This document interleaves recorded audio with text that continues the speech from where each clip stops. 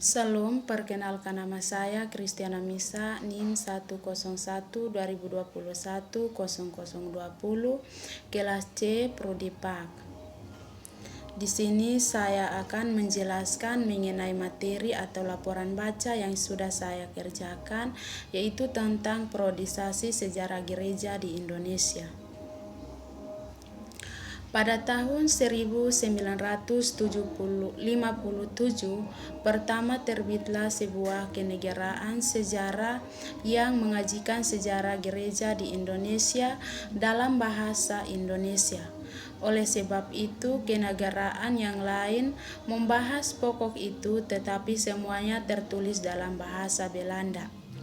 Sehingga perkenalan itu tentang perkenalan pembahasan pertama dalam bahasa Indonesia sendiri. Usaha sendiri untuk mempelajari tentang sejarah gereja di Indonesia terus maju. Sejak tahun 1959 telah terbit beberapa buku yang mengenai sejarah gereja di tanah air. Pada ahli di mana negara maupun di luar negeri. Oleh karena itu sejarah gereja semakin luas, sehingga yang diberikan bukan hanya sejarah pekabaran Injil, melainkan sejarah gereja yang artinya lebih luas. Oleh karena itu, gereja sudah yang maju, maka dianggap perlu memberikan sesuatu sebagai ganti buku yang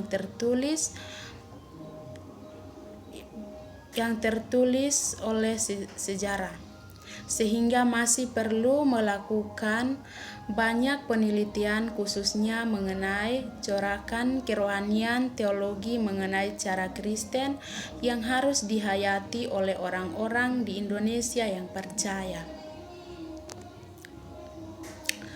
Penulisan buku ini beranggap bahwa menulis tentang sejarah, termasuk sejarah gereja, sehingga soal itu mencatat data objektif saja, tetapi usaha membahas sejarah gereja akan mempunyai corakan sendiri, akan tetapi memakai patokan dan cara memiliki diri sendiri, sehingga disebut sebagai sejarah gereja objektif. Dan ada beberapa di antara gereja-gereja yang sejarahnya dikembangkan dalam buku ini mempunyai material yang di dalamnya perkataan rasul. Tidak ada seorang pun yang dapat meletakkan dari dasar lain, dan pada dasarnya telah diletakkannya, yaitu Yesus Kristus. Dengan demikian, teologi kritis dapat di dalam sejarah gereja yang ingin menentukan gereja-gereja untuk maju dari jawaban yang baik dan lebih mendalam, sehingga menentukan gereja dalam beberapa mengikuti Tuhan sesuai dengan tuntunan yang diajukan kepadanya. Apabila orang Kristen mengikuti Tuhan sesuai dengan tuntunannya, maka diajukan dalam beberapa sejarah gereja di Indonesia, maka menghadapi suatu pertanyaan yang penting, yaitu pertanyaan tentang siapa kita yang menulis dan yang siapa yang akan disajikan, sehingga pemikiran dan pertemuan kita akan memiliki para pekabaran Injil yang telah dijadikan pusat penelitian berita tentang kejadian yang berlangsung tentang gereja. Mudah dihampiri semua, sehingga laporan lembaga pekabaran Injil yang telah memutuskan mereka yang menulis buku kalangan dari tangan mereka pulau berasal sampai sekarang. Kebagian-bagian yang besar buku ini yang mengenai sejarah gereja-gereja mereka yang tidak banyak berbicara, orang Kristen yang telah bertobat, yang diasuh oleh mereka, tidak mempunyai suara dan mereka tidak banyak berbicara, apalagi menulis sejarah menggunakan saja sumber-sumber yang tersedia tentang pekabaran Injil yang telah terjadi di tokoh utama dalam sejarah gereja.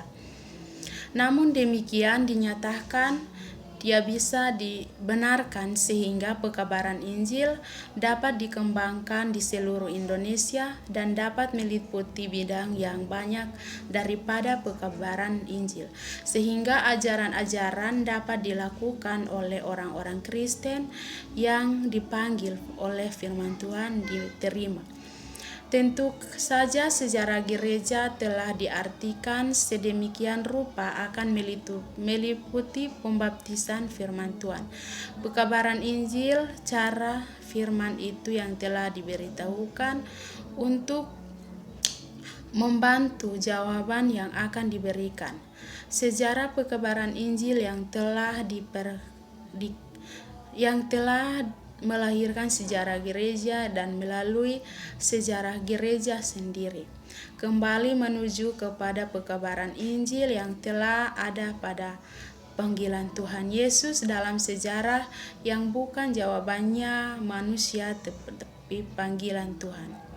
Dari panggilan tersebut sama sekali ucapannya dari anggota-anggota sejarah gereja, sehingga gereja harus memperhatikan corakan sendiri sehingga dapat menemukan dalam lingkungan masing-masing. Faktor-faktor yang telah dilakukan dalam sejarah gereja adalah sebagai berikut.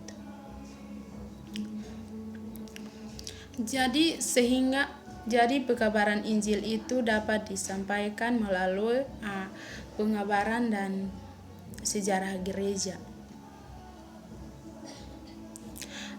Ada adat serta budaya seluruh masyarakat. Faktor itu menempatkan dengan mempengaruhi bagian dari faktor yang berhubungan dengan bantuan pekabaran Injil, sehingga ajaran gereja telah tiba di ibadat dan nyanyian. Dukungan sebagian besar adalah yang diimpurkan dengan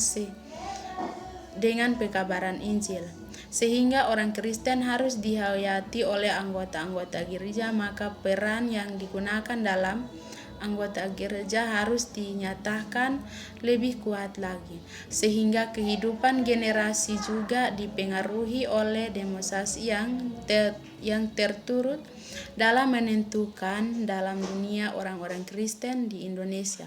Kebudayaan bertolak dan segi memberikan Injil gereja dapat diberikan oleh gereja-gereja yang sudah dapat ditentukan, sehingga unsur-unsur ini dapat pekabaran Injil merupakan gereja Kristen yang emah dan am. Dan kedua, lingkungan mempunyai suatu keputusan yang memperhatikan keagamaan maupun kesatuan dalam sejarah gereja di Indonesia. Maka buku ini dapat dipakai dalam menentukan bidang yang membahas sejarah gereja dalam masa tentu maupun sejarah gereja yang merupakan dalam terbitnya. Sejarah gereja ini dapat dihalangkan dengan membahas dalam masa lampau.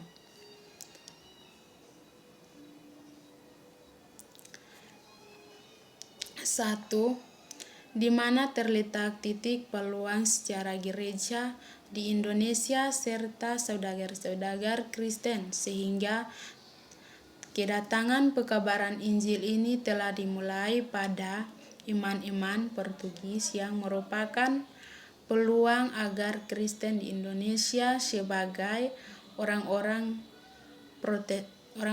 Kristen Protestan yang masuknya pendekatan VOC.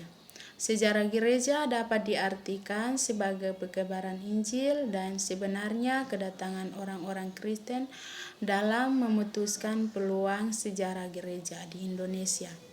Ya, saat ini peluangnya sejarah gereja di Indonesia dipanggil untuk menentukan iman, karakter, harus taat kepada firman Tuhan, dan lain sebagainya. Mungkin jawaban itulah yang akan disempurnakan dan juga dapat menjelaskan bahwa orang-orang Kristen harus taat dan bersyukur menghadapi apa yang telah dikabarkan oleh manusia. Seorang Kristen Protestan tidak usah menjadi soal yang pertama kali mengelangkan baptisan di Indonesia dalam orang-orang Katolik. Mereka membaptiskan dalam nama Bapa, Anak, dan Roh Kudus. Roh Kudus dan baptisan itu adalah orang-orang yang telah diasuh tersebut, dan dianggap sejarah gereja di Indonesia telah dimulai pada abad ke-16. Orang-orang di Indonesia tidak tahu dengan pasti wilayah di Indonesia pada tahun 1952 beradaptasi pada pertama kalinya di wilayah yang telah disajikan. 2. Persoalan bagaimana mengatasi dan membagi bahan yang disajikan yang sujudnya dalam buku ini, sehingga suatu dapat sejarah gereja tidak boleh menggambarkan sejarah gereja usaha dalam pengembalan buku tersebut. 3. Lembaga-lembaga pekabaran Injil di masa 1945. Kemudian sebagai zaman tradisi harus dibagi dan menentukan gambaran-gambaran sejarah gereja sesuai dengan sifat gereja yang telah dilakukan.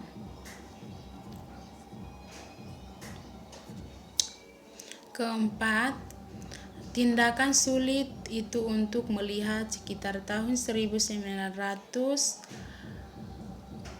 sejarah gereja di Indonesia memasuki pandangan sebagai garis pengemis, dan sehingga membagi dapat dipertimbangkan dalam faktor-faktor yang berlaku sebagai sejarah gereja di Indonesia, dan juga periodisasi yang dapat dikembangkan dengan bersifat objektif, dan kemungkinannya sebagai segi sejarah gereja. Pembagian yang dipilih dalam buku ini dapat menentukan para pembaca dan mencapai suatu pengertian yang lebih mendalam mengenai apa yang disebut sebagai sejarah gereja di Indonesia. Sekian dan terima kasih penjelasan saya. Terima kasih banyak. Shalom.